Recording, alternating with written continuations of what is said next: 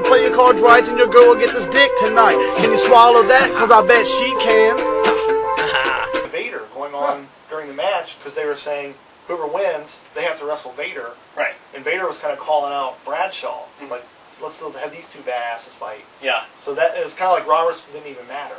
Yep. And he ended up pulling out. It was a good match. Very good. Number 4 is Owen Hart and Aldo Montoya. Now, when you probably look at the listings of this match, I mean, it was like, what, an opener on some show? Yeah. You wouldn't think there's no way this is going to end up this high. I didn't even think that one. I didn't either. On my list. I mean, I do have it the highest of the 3 was at 6, which is a, kind of a big deal. But honestly, like, I didn't write a lot about it when I put it on my list, on my ballot.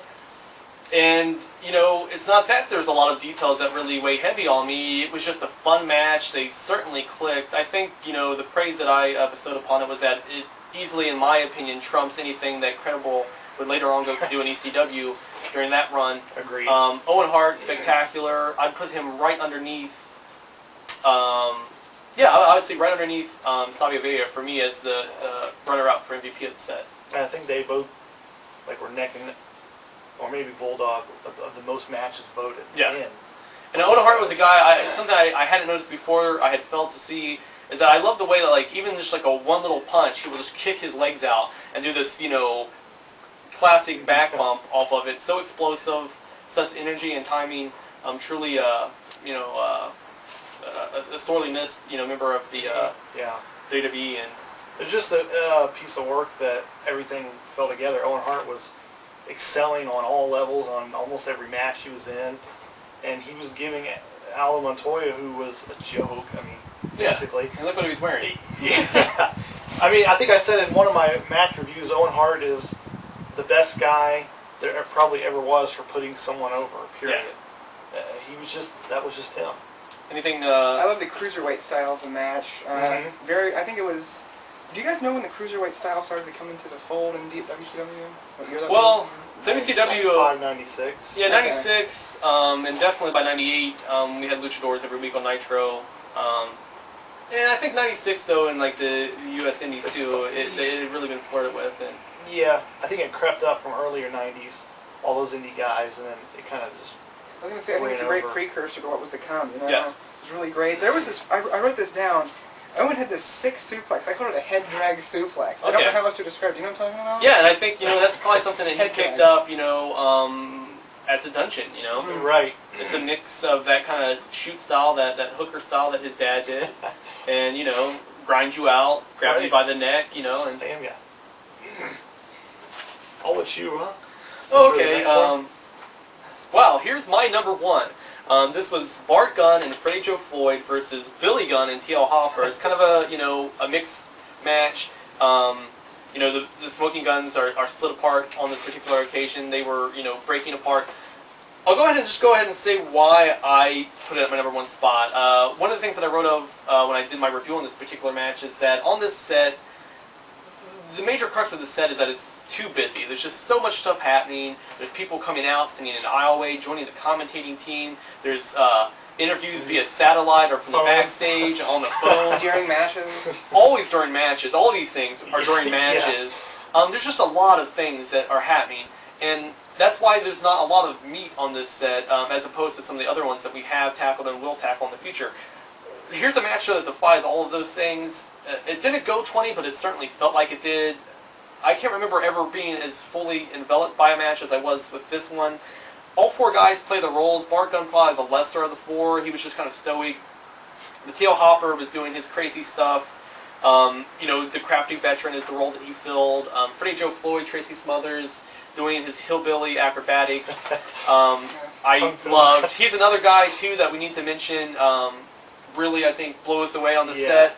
So I'm not a fan. Yeah, personally. Kudos to him for really making believers out of us. And then, of course, Billy Gunn, who at this time, and even later on in his career, was a fun, pinball bumper. We mentioned Sean earlier, but this guy had so much, not necessarily charisma, but just energy. He would bounce around the ring, and he would make a dull match completely watchable. I mean, look at some of the tag stuff. Yeah, just completely over the top, so almost Charlie Chaplin-like. And so this match, it told a story. We had clearly defined faces and heels. We had different dynamics. There's a lot of different things going on here. You basically had two feuds combined into one. Yes, it's an unconventional number one. I knew that going into it. I'm glad it ended up as high as it did on the overall list. You guys found things to enjoy about it as well, which I'd love to hear. You know, when you look at those 4 names, I'm sure we all saw that listing and just kind of Quite odd. went just right past our head. You know, oh, okay. Yeah. And it's an opener. It was an opener to a show.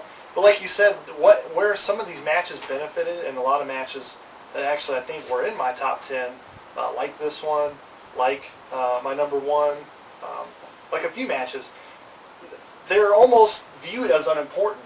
So in the structuring of these shows, they somehow get more time than a lot of other matches. It's like they fall into no the cracks. interference. Yeah. Because there's no angles being played out here. Yeah. All we had was Billy and Bart were breaking up. And like you said, this match, I think from the listings, it went like 12, 13. Just so well developed. I mean, and I Took their think, time. yeah. In my review, I said this was a match that benefited in spades instead of suffered from being longer. Right. And guys like the Dirty White Boy Tony Anthony from Smoky Mountain, who came to WWF, as far as his resume of great matches he had while working for Titan Sports, the list is nil.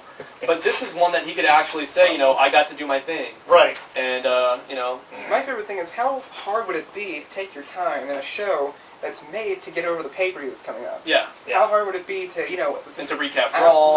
Right. They got all this stuff going on, yet they took their time and they made it work. Yeah. Billy's facials were great. His facial sound was amazing as always.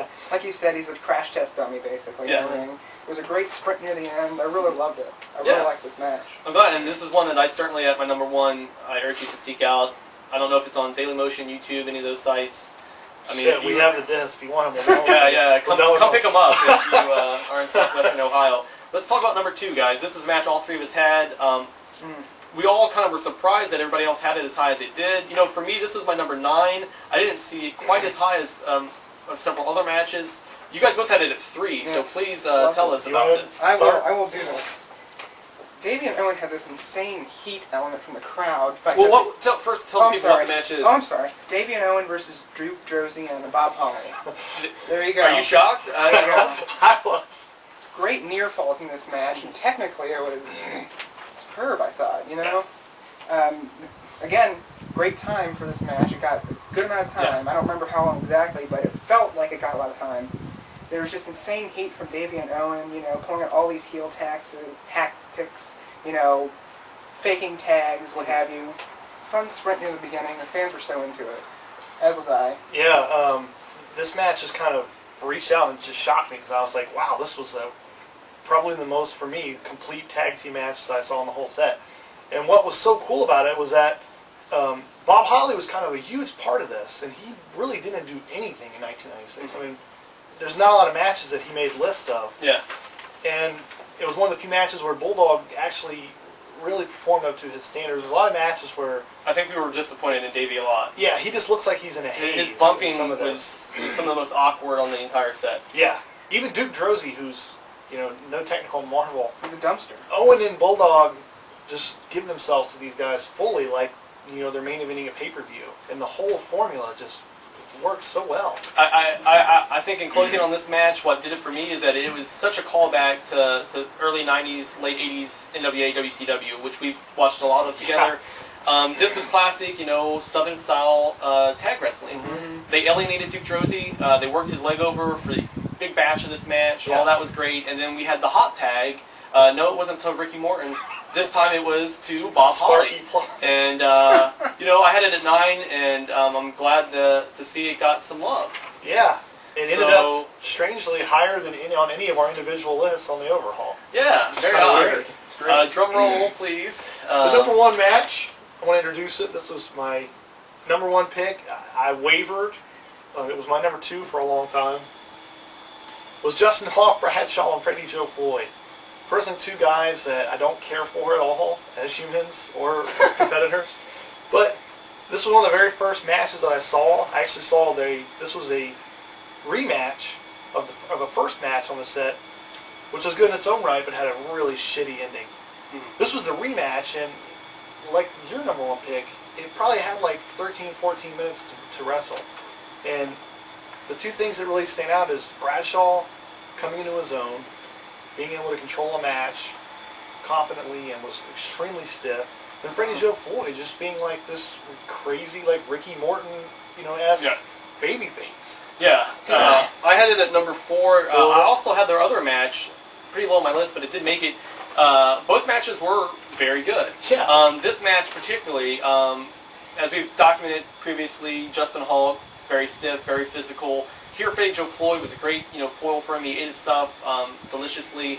And for me, the entire set best bump happens in this match. It takes place when Smothers gets bumped from the apron. He lands back first on the metal security guardrail about 7 feet away. Completely sick, could have cracked the rib. There was no need for him to take that. Yeah, and so that definitely skyrocketed a few extra slots in my eyes. But I think you nailed it. Cracked your top 10. Cool. Also. Cool. Yeah, there is definitely no need to take that kind of bump on Superstars, much less, anything. But my favorite part was the end. Where I think it was the end where Bradshaw just killed Tracy Smothers with those two lariats. Yeah. They were the stiffest ones in the set. I love them. Yes. And he had tried to hit them earlier in the match. Another good element of storytelling. A thing that I liked about this too is that it called back from the previous match. Yeah. It had nice elements into it, good structure, great match.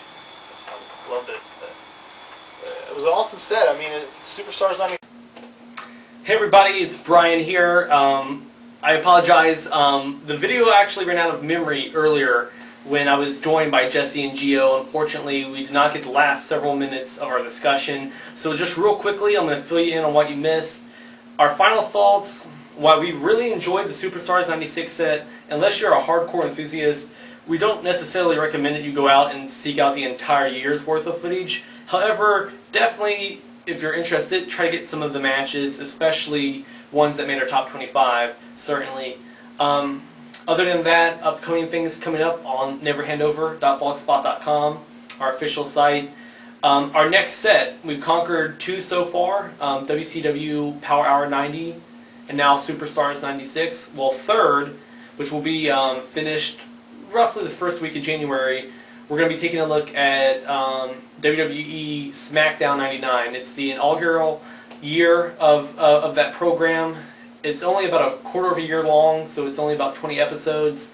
However, it looks like it's going to be a lot of fun. It's going to be wacky. It's Attitude Era, so it should be crazy. But yeah, that's what we're going to be taking a look at next.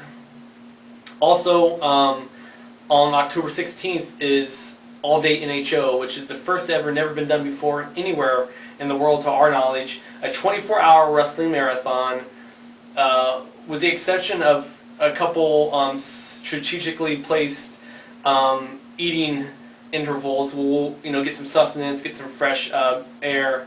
But other than that, we're going to be watching 24 hours of wrestling. We have Joshi, Puro, Lucha. We have old school, new school, indie, contemporary, mainstream, and hopefully, fingers crossed, we're going to be trying to do live updates, so to speak, on our YouTube account throughout the course of the 24 hours. We plan to post kind of like vlogs, like video updates of how it's going and our thoughts on the shows and matches that we're watching. So tune in for that. It's only about a week away. And other than that, thanks for watching. This one's for you, Kijimuda. See ya.